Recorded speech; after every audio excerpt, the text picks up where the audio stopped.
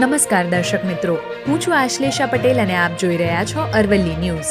અરવલ્લી પર્વતમાળાના સંરક્ષણ અને પર્યાવરણ બચાવવા માટે અરવલ્લી જિલ્લા કોંગ્રેસ સમિતિ દ્વારા અરવલ્લી બચાવ અભિયાન અંતર્ગત રાજ્યના મુખ્યમંત્રીને સંબોધિત આવેદનપત્ર જિલ્લા કલેક્ટરને આપવામાં આવ્યું હતું. આ પ્રસંગે જિલ્લા કોંગ્રેસ પ્રમુખ અરુણભાઈ પટેલે સરકાર પર ગંભીર આક્ષેપ કરતા જણાવ્યું હતું કે અરવલ્લી માત્ર પથ્થરોનો ઢગલો નથી, પરંતુ ઉત્તર અને મધ્ય ગુજરાતના કરોડો લોકોના જીવનનો આધાર સ્તંભ છે.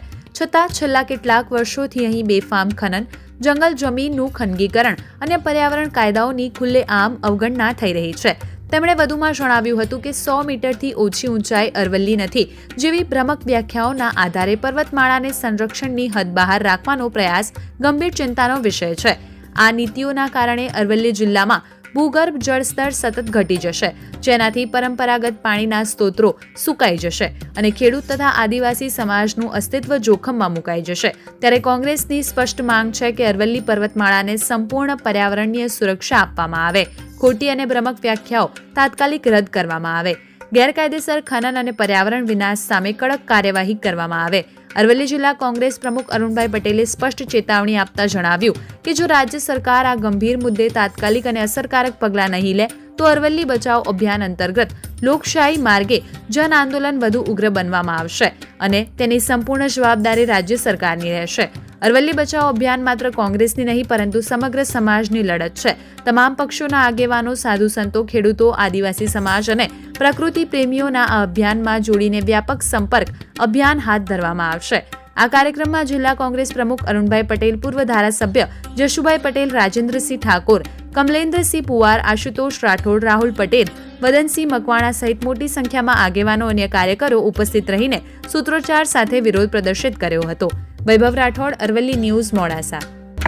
અરવલ્લી જિલ્લા કોંગ્રેસ સમિતિ દ્વારા આજે કલેક્ટરશ્રીને આવેદનપત્ર આપવામાં આવ્યું છે અને એમાં અમે સ્પષ્ટ જણાવ્યું છે કે જે સુપ્રીમ કોર્ટની જે કેન્દ્ર સરકારની ગાઈડલાઈન દ્વારા જે નિર્ણય કરવામાં આવ્યો કે 100 મીટરથી ઓછી હોય તેવી અરવલ્લીની ગિરિમાળાઓ એ અરવલ્લી ગણાય નહીં, એની સામે અમારો સખ્ત વિરોધ છે. આ અરવલ્લી બચાવ અભિયાનની શરૂઆત અમે કરી ચૂક્યા છીએ. ગામે ગામ જઈ લોકોમાં પણ જાગૃતિ લાવીશું, કારણ કે અરવલ્લીની હારમાળા જો ખતમ થશે તો રણ પ્રદેશ પણ વધશે.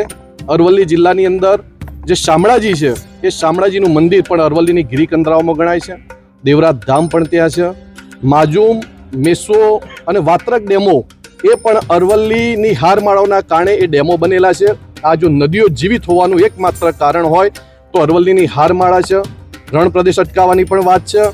આદિવાસી સમાજ એ પણ મોટે ભાગે આ અરવલ્લી જિલ્લાની જે અરવલ્લીની હારમાળાઓ છે ત્યાં પોતાનું પશુપાલન પણ કરે છે અને અરવલ્લી જિલ્લાની અંદર મુખ્ય વ્યવસાય ખેતી અને પશુપાલનનો હોય ત્યારે જો અરવલ્લી નહીં બચે તો ખેતી અને પશુપાલનનો વ્યવસાય પણ બંધ થશે, કારણ કે અરવલ્લીમાં કોઈ મોટો ઉદ્યોગ પણ નથી.